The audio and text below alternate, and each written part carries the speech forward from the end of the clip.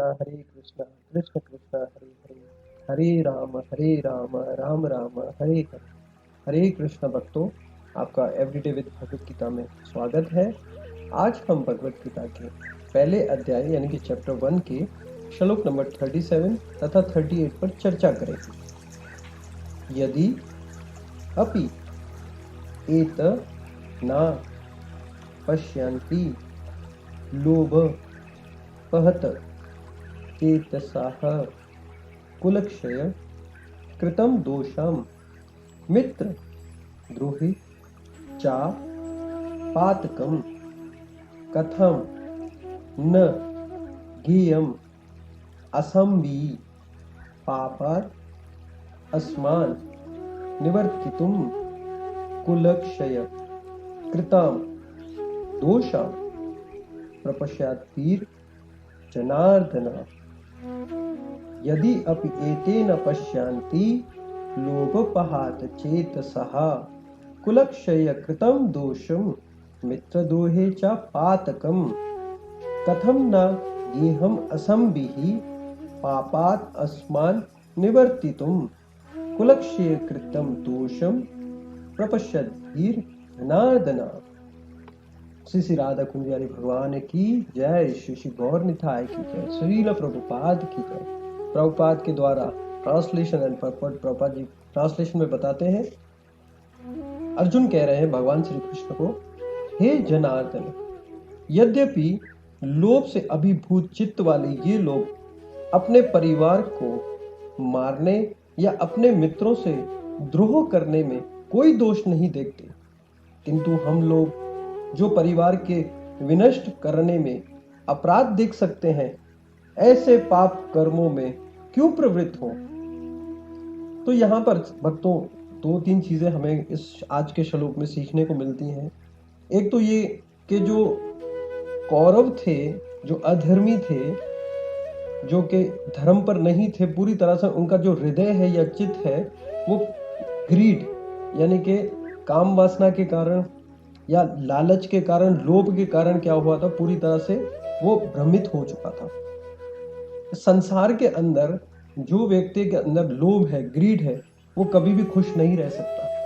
3 प्रकार की वस्तुएं ऐसी संसार के अंदर हैं, जैसे कि पैसा कमाना, पैसे की ज्यादा से ज्यादा हमेशा कमी ही रहती है, जितना भी चाहे पैसा और चाहिए और चाहिए, और जब तक ये जो हमारी शरीर आत्मा इससे अलग नहीं हो जाती, मृत्यु अलग नहीं हो जाती, बुढ़ापे तक व्यक्ति को पैसा चाहिए चाहिए चाहिए। दूसरा है काम वासना, जिसको सेक्स डिजायर कहते हैं, लस्टी डिजायर कहते हैं, वो भी अनेक रूप में होती है, जैसे कि किसी की चीज को प्राप्त करना, किस पे नजर रखना, ये भी जितनी कम हो उतनी और बढ़ती रहती, बढ़ाती चाहिए। और दूसरा है, तीसरा है नेम एंड फेम।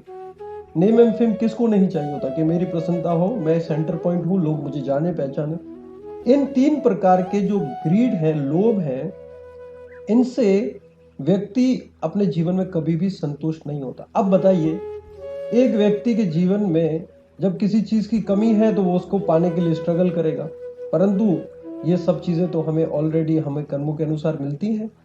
जैसे कि पैसा है, बिल गेट है, 1 सेकंड मतलब 1 घंटे में करोड़ों रुपए कमाता है, हम पूरे जीवन भी उसको कर करके कोशिश कर रहे हैं लेकिन नहीं कमा सकते। प्रयास करना चाहिए, लेकिन प्रयास इतना करना चाहिए जितनी जरूरत है, चाहे धन हो, नेम फेम हो या काम वासना। जैसे गृहस्थ आश्रम में जाके हम अपनी जो काम की जो एक नीड है उसको पूर्ण करते हैं। इसी प्रकार से भगवान ने इस पूरी सृष्टि के अंदर मनुष्यों के लिए सिस्टम बनाया है, और सिस्टम को धर्म के अनुसार अगर हम निभाएंगे तो हमें सफलता और हमें क्या प्राप्त होगी, हमें एक तरीके से संतुष्टता प्राप्त होगी। संतुष्ट व्यक्ति वो कभी हो ही नहीं सकता जिसके अंदर इन सब चीजों को प्राप्त करने की लालसा हो। ये जो लोभ है ना, ये हमें को क्या करता है, आनंद प्रदान करने में सहायक नहीं रहता। इसी प्रकार से जो हमारे जीवन में ऑलरेडी मेंशन्ड है कि हाँ हमारे जीवन में इतनी सब चीजें मिलेंगी और वो हमसे कोई छीन नहीं सकता है। अगर हमारे जीवन में मान लो कहीं हमें मर्सिडीज कार मिलनी है, BMW कार मिलनी है, तो कोई हमें छीन नहीं सकता है, वो खुद ही आगे हमको प्राप्त होगी, मिलेगी, क्योंकि वो हमारे कर्मों के अनुसार लिखी गई है। इसी प्रकार से श्लोक में एक और चीज हमें समझने आती है, वो है क्राइम या किलिंग।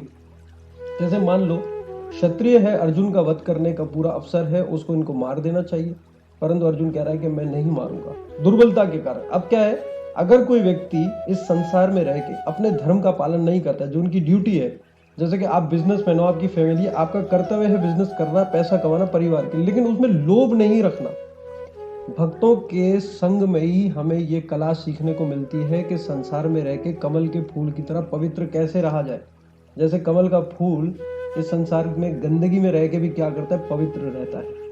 इसी प्रकार से हमें अपने धर्म का पालन करना चाहिए।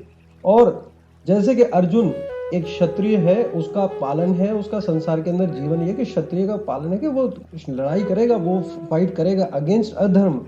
अधर्म को फाइट करने में उसको कोई लोभ नहीं होगा, उसको तो रिवॉर्ड मिलेगा। जैसे पुलिस है, मैं कहे कि भाई मैं जितने भी क्रिमिनल्स हैं उनको माफ कर दूंगा, वो ऐसा कुछ नहीं करेंगे, तो अगर वो ये मान लेता है तो वो उसकी बेवकूफ़ी है। उसे क्या होगा, क्रिमिनल्स को और ज़्यादा क्राइम करने का अवसर मिलेगा और उस प्रतीक से वो और ज़्यादा इस संसार के अंदर परेशानियां खड़ी करेंगे। तो यहाँ पर अर्जुन जो है ना, वो ह्यूमिलिटी तो दिखा रहा है, विनम्रता दिखा रहा है, परंतु उसकी विनम्रता ये धर्म के अनुसार नहीं है। जैसे कि पिछले श्लोक में आपने कहा था ना, 6 प्रकार के आतताई होते हैं। 6 प्रकार के आतताइयों को मारने से हम पे पाप नहीं लगता है। अगर हम ऐसा नहीं करते तो और पाप करेंगे। माँ अगर बच्चे को डांटेगी नहीं, पिताजी बच्चे को समझाएगा नहीं, अगर वो कोई गलत कार्य कर रहा है तो अगर उसको छूट मिलेगी तो वो और इन गलत कार्यों को करता रहेगा। मान लो गलत संगत में बच्चा आता है और सिगरेट पीना शुरू कर देगा, तो माँ बाप तो कभी भी पसंद नहीं करेंगे बच्चा सिगरेट पिए, शराब पिए और इन तरह के गलत कामों में, कार्यकलाप में करे।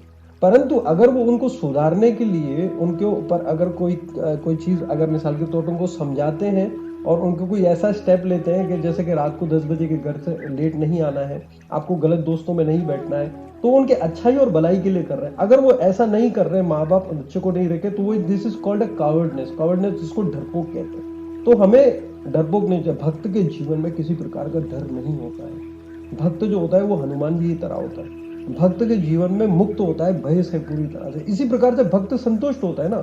देखो, उनको लोभ नहीं है। जैसे कि पांडव कौरव थे, उनको एक लोभ था कि हमें ये चाहिए, ये चाहिए। ये धृतराष्ट्र का नाम ही धृत, यानी कि जो ये राष्ट्र है, जो राज्य है, उसको पकड़ के रखे, उसको होल्ड करके, वो धृतराष्ट्र है।